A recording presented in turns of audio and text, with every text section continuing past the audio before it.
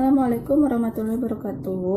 Perkenalkan, saya Ayu Indriani dari kelompok 2 bersama ketiga teman saya akan membahas materi mengenai keseimbangan distribusi pendapatan dalam Islam. Nah, apa sih distribusi pendapatan dalam Islam itu? Distribusi pendapatan dalam Islam menurut Rosalinda yaitu penyaluran harta yang ada, baik yang dimiliki oleh perorangan ataupun umum, kepada pihak yang berhak menerima yang ditujukan untuk meningkatkan kesejahteraan masyarakat sesuai dengan syariat Islam. Nah, konsep Islam tentang distribusi pendapatan dapat diilustrasikan lewat model Edgeworth, menggunakan asumsi bahwa yang dikonsumsi atau yang diproduksi umat Islam tidak mengandung riba dan tidak mengandung kegiatan yang haram. Nah, distribusi dalam konsep Islam tidak mengedepankan aspek ekonomi, di mana ukuran berdasarkan atas jumlah harta kepemilikan saja, namun juga membahas bagaimana bisa terdistribusi penggunaan potensi kemanusiaannya. Nah, untuk lebih jelasnya, ketiga teman saya akan menambahkan materi mengenai keseimbangan distribusi pendapatan dalam Islam ini. Saya akan melanjutkan pembahasan mengenai distribusi pendapatan tidak lepas dari pembahasan mengenai konsep moral ekonomi yang berkaitan dengan kebendaan, kepemilikan, dan kekayaan yang dianut umat Islam sesuai ajaran Islam yang senantiasa mengedepankan aspek moralitas dalam setiap dimensi kehidupan.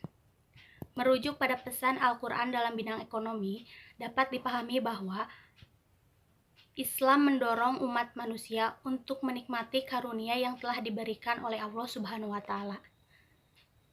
Maka karunia tersebut harus didayagunakan untuk meningkatkan pertumbuhan baik materi maupun non-materi dengan bekerja atau berjuang untuk mendapatkan harta dengan berbagai cara, asalkan tidak melanggar aturan Allah Subhanahu wa Ta'ala.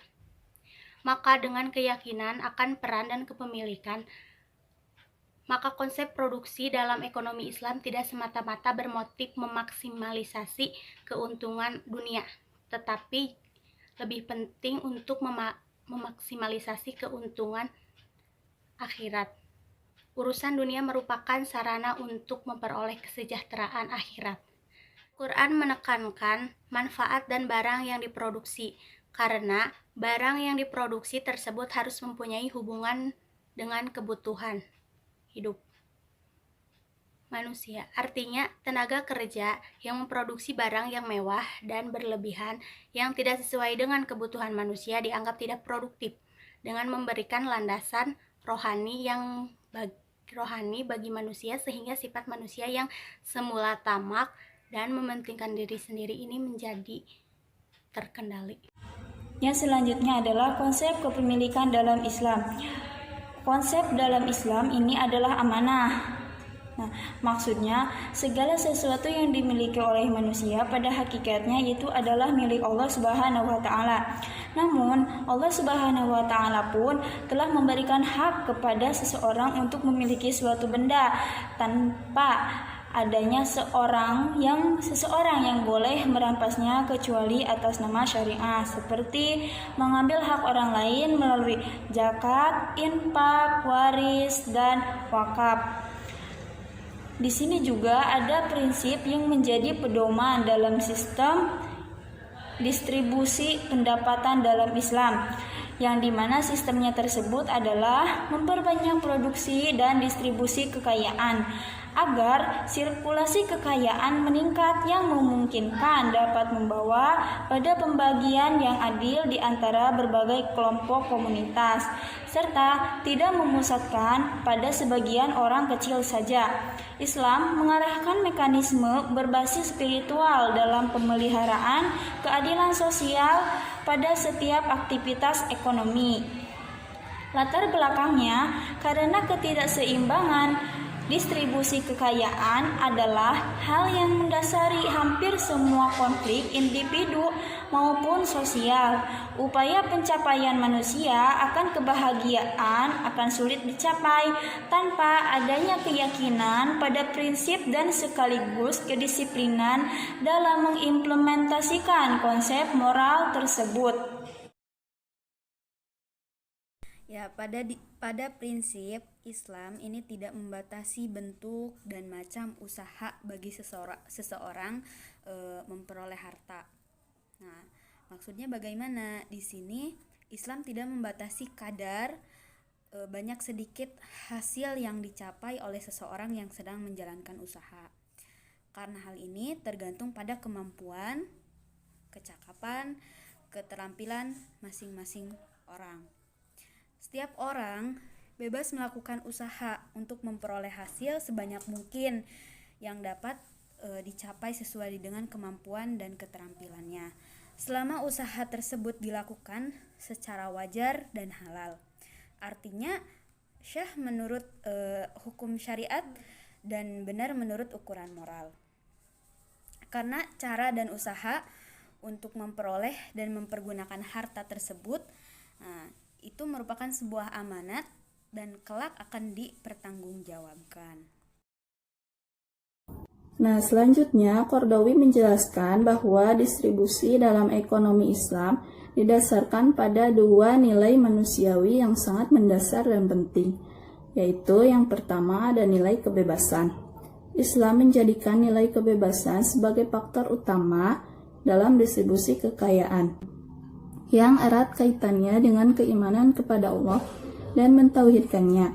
Makna tauhid di sini yaitu meyakini bahwa semua yang ada di dunia dan alam semesta adalah milik Allah.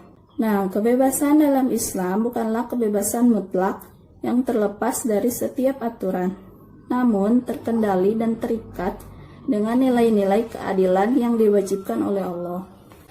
Nah, yang kedua ada nilai keadilan. Keadilan dalam Islam bukanlah prinsip yang sekunder, namun cikal bakal dan pondasi yang kokoh yang memasuki semua ajaran dan hukum Islam berupa akidah, syariah, dan akhlak. Nah, keadilan tidak selalu berarti persamaan, namun keseimbangan antara berbagai potensi individu, baik moral ataupun material, yang tidak ada kezaliman terhadap seorang pun di dalamnya.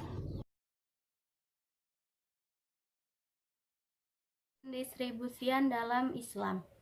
Munawar Iqbal dalam buku Distributive Justice and Need Fulfillment in a Islamic Economy menjelaskan bahwa secara umum tujuan distribusi dalam Islam dapat dilihat dari dua aspek. Pertama, distribusi fungsional. Yang kedua, distribusi pendapatan secara personal. Dan aspek distribusi fungsional adalah aspek yang banyak dapat perhatian dalam ilmu ekonomi Islam. Banyak penulis beranggapan bahwa tujuan distribusi dalam Islam adalah terjadinya pendistribusian kekayaan yang secara abstrak pengertiannya adalah barang yang berbeda untuk orang berbeda. Setiap orang membayangkan bahwa setiap orang harus memiliki bagian yang sama, padahal menjadi tidak adil untuk menyamakan orang satu sama yang lainnya. Disebabkan perbedaan amaliyah dan kemampuan manusia, Islam memberikan apresiasi terhadap usaha seseorang sesuai dengan usaha yang dia curahkan. Semakin besar usaha yang dikerahkan oleh seseorang, maka akan semakin banyak reward yang dia dapat sebagai bentuk apresiasi dan usahanya. Jadi, adalah tidak adil dengan menyamaratakan sama atau sama saja pendistribusian kekayaan dan pendapatan tanpa mempertimbangkan seberapa besar tenaga yang dia curahkan. Distribusi Islam dapat dikemukakan 3 poin, yaitu pertama, terjaminnya pemenuhan kebutuhan dasar semua orang. Yang kedua, kesederajatan atas pendapatan setiap personal, tetapi tidak dalam pengertian kesamarataan. Yang ketiga, mengeliminasi ketidaksamarataan yang bersifat ekstrim atas pendapatan dan kekayaan individu. Islam tidak menentukan rasio maksimum dan minimum pendapatan yang harus diperoleh seseorang, melainkan Islam hanya berusaha memperkecil ketidakmerataan yang bersifat ekstrim. Tujuan Islam tidak hanya semata-mata untuk keperluan keadilan, tetapi juga berorientasi untuk menumbuhkan sikap paling mencintai dan berbuat ihsan. Perbedaan pendapatan yang terlalu mencolok hanya akan menyebabkan gangguan politik dan sosial, sedangkan Islam bertujuan untuk memperkuat jalinan ukhuwah. Secara umum, tujuan distribusi dalam ekonomi Islam dapat dikelompokkan kepada tujuan dakwah, pendidikan, sosial, dan ekonomi. Nah, selanjutnya yaitu prinsip dasar distribusi pendapatan dalam Islam. Yang pertama, distribusi pendapatan melalui pola kemitraan usaha. Di sini melakukan dengan dua akad. Yang pertama akad mudharabah, yang kedua akad musyarakah. Terus yang kedua distribusi pendapatan melalui pola hubungan perburuhan, di mana keefektifan dalam perencanaan pembagian keuntungan terletak pada kerjasama antara buruh dan majikannya, serta peningkatan mutu antara hubungan majikan dan buruh. Jika pembagian keuntungan dan hasil usaha diberikan kepada buruh, itu akan sangat meningkatkan efisiensi kerja. Manakala diketahui bahwa dia akan memperoleh bagian dan keuntungan, maka dia akan bekerja dengan sungguh-sungguh dan sebaik mungkin demi meningkatkan produksinya. Nah, selanjutnya ada distribusi pendapatan melalui mekanisme pasar. Yang pertama yaitu penentuan harga dalam Islam. Allah telah melarang membuat patokan harga barang tertentu yang digunakan untuk menekan rakyat agar melakukan transaksi jual beli sesuai dengan harga patokan tersebut. Nah, pematokan harga dapat menimbulkan pasar gelap di mana orang-orang akan melakukan jual beli dengan penjualan di bawah tangan yang tidak diketahui oleh negara, bahkan jauh dari pengawasan negara, sehingga harga akan menjadi membumbung, lalu barang hanya akan dikuasai oleh orang kaya saja. Nah, sementara yang miskin tidak akan mendapatkannya. Selain itu, pematokan harga akan berimplikasi terhadap kerusakan dan mempengaruhi produksi, bahkan dapat menyebabkan krisis ekonomi. Nah, dalam konsep ekonomi Islam, penentuan harga dilakukan oleh kekuatan-kekuatan pasar, yaitu kekuatan permintaan dan penawaran secara seimbang, dengan tidak ada pemaksaan terhadap harga. Dan Islam juga telah mengatur agar persaingan di pasar dilakukan secara adil. Dalam terminologi fikih, penimbunan dikenal dengan istilah ihtikor yang berasal dari kata hakara yang berarti azum atau aniaya, dan isa'ah al-mu'asyarih atau merusak pergaulan. Dengan timbangan ihtikor, yahtakiru, ihtikar, katami berarti upaya penimbunan barang dagang untuk menunggu lonjakan harga. Distribusi pendapatan Islam yang selanjutnya melalui sedekah wajib atau zakat dan sedekah sunnah atau sedekah, infak, dan hibah. Zakat merupakan langkah kedua yang sah yang digunakan negara untuk membagikan harta di antara masyarakat. Langkah ini merupakan suatu pungutan wajib yang dikumpulkan dan dikelola oleh pihak-pihak yang berwenang. Zakat adalah proses atau pusat keuangan Islami. Zakat meliputi bidang moral, sosial, dan ekonomi. Dalam bidang moral, zakat mengikis habis ketamakan dan keserakahan yang dimiliki oleh orang-orang kaya. Dalam bidang sosial, zakat bertindak sebagai alat khusus yang diberikan oleh Islam untuk menghapuskan kemiskinan dan masyarakat dengan menyadarkan si kaya akan tanggung jawab sosial yang mereka miliki dalam bidang ekonomi. Zakat ini pula dapat mencegah penumpukan harta kekayaan yang dimiliki oleh segelintir orang.